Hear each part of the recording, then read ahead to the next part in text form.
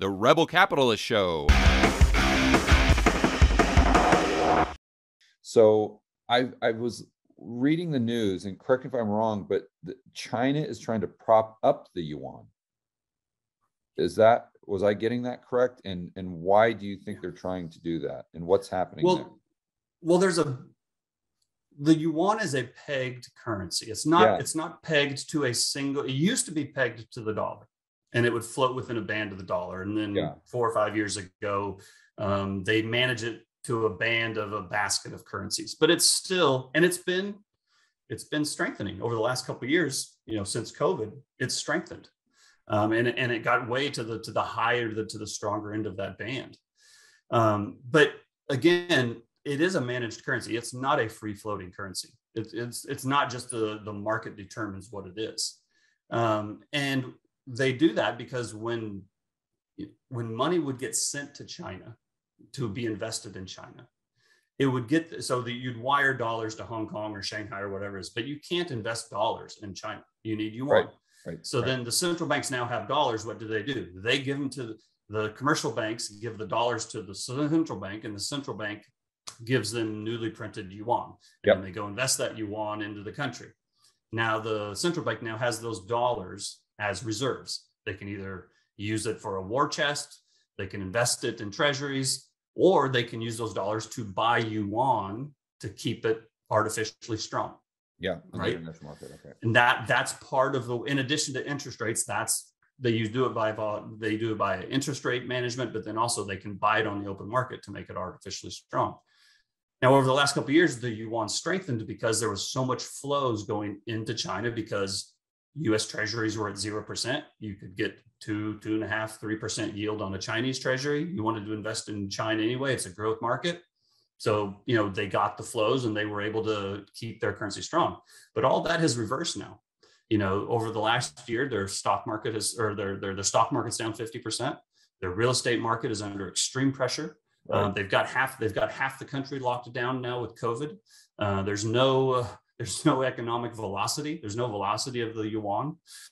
Transactions aren't happening. And so not only are dollars no longer going into China, but now they're starting to flow out.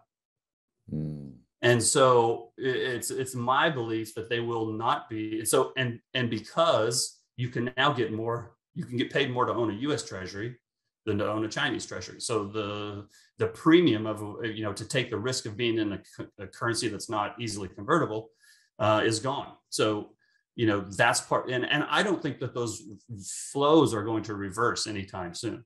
In other words, I don't think that you're going to start to see money flowing back into China. Right. So they're trying to prop up their currency to maintain the peg. That's right. But the question is, when do they run out of dollars to do that?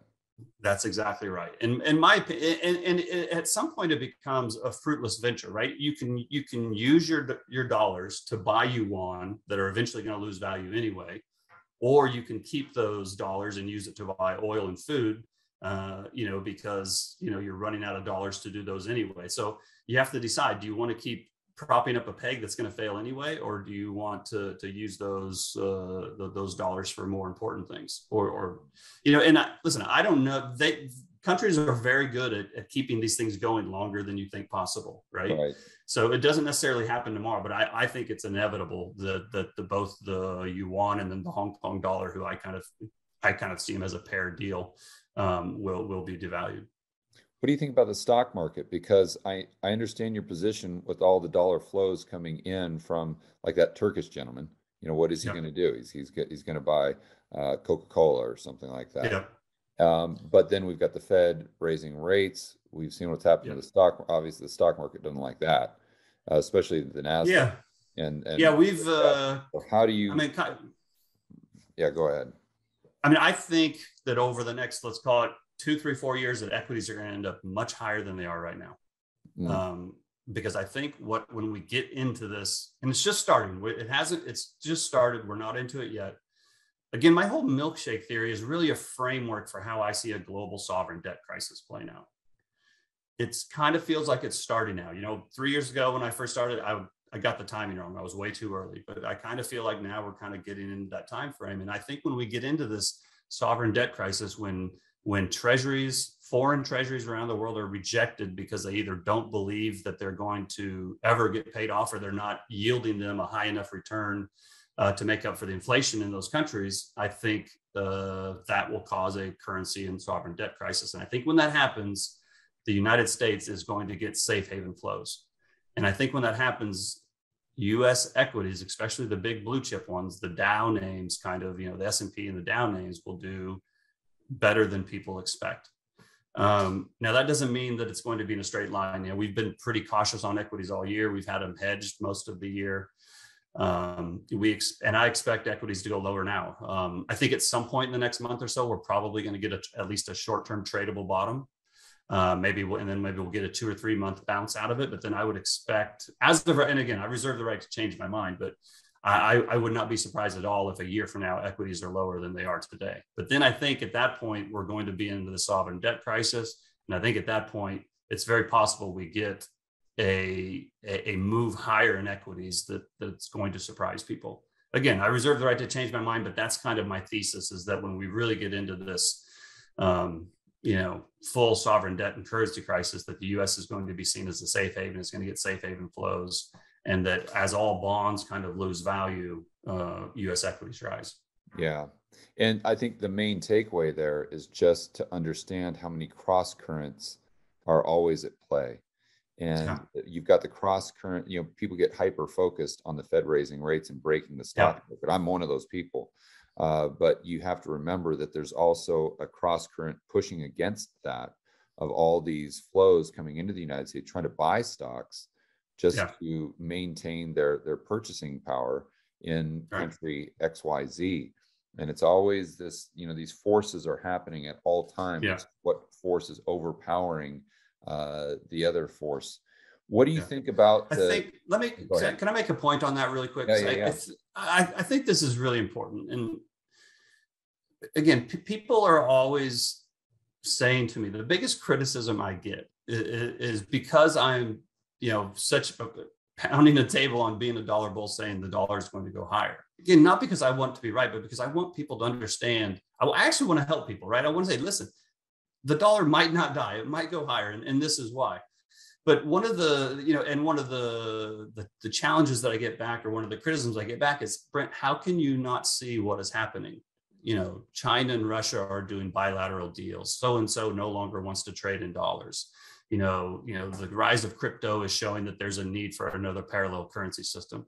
And to their point, you're right. That is stuff I need to pay attention to. And I do see it. I agree with you that is happening.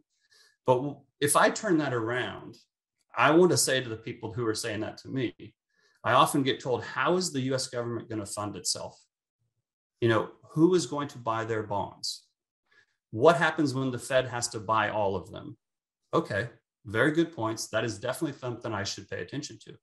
But if you go and you look at the Treasury auctions year to date, we have not had any trouble selling any Treasury bonds. Not only have we not had any trouble selling any Treasury bonds, we've had massive foreign demand coming in and buying our Treasury bonds. The third thing is the U.S. Treasury just came out and said, we are going to issue less bonds in Q2 than we initially expected because we have enough money. So, but if you look at Japan and you look at Europe and you look at China, the same thing isn't happening there, right? Their central banks are still buying all of the debt. There's no foreigners coming in and buying Portuguese debt.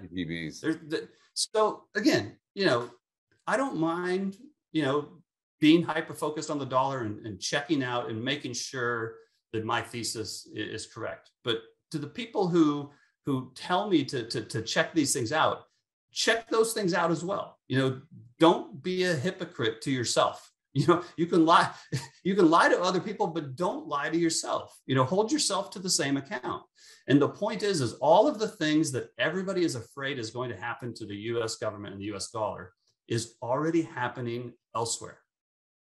Yeah. And so, it's not to say that it can't happen here. I think it actually will happen here, but it's not happening yet. Yeah. And I think the main takeaway there is you have to be able to argue the other side of the debate Absolutely. even better than you can argue your own view. To be able to sleep well at night knowing that you have a complete picture and you're truly understanding the probabilities of XYZ outcome. You know, so many people get caught up in just their this tunnel vision of their own view, and it's even difficult for them to articulate someone else's view. And you've got to be able to not only articulate the view, the opposite view, but you need to be able to argue it better than they can. And you know, that's I think if people could just do that, I mean, that in and of itself would make them far better investors.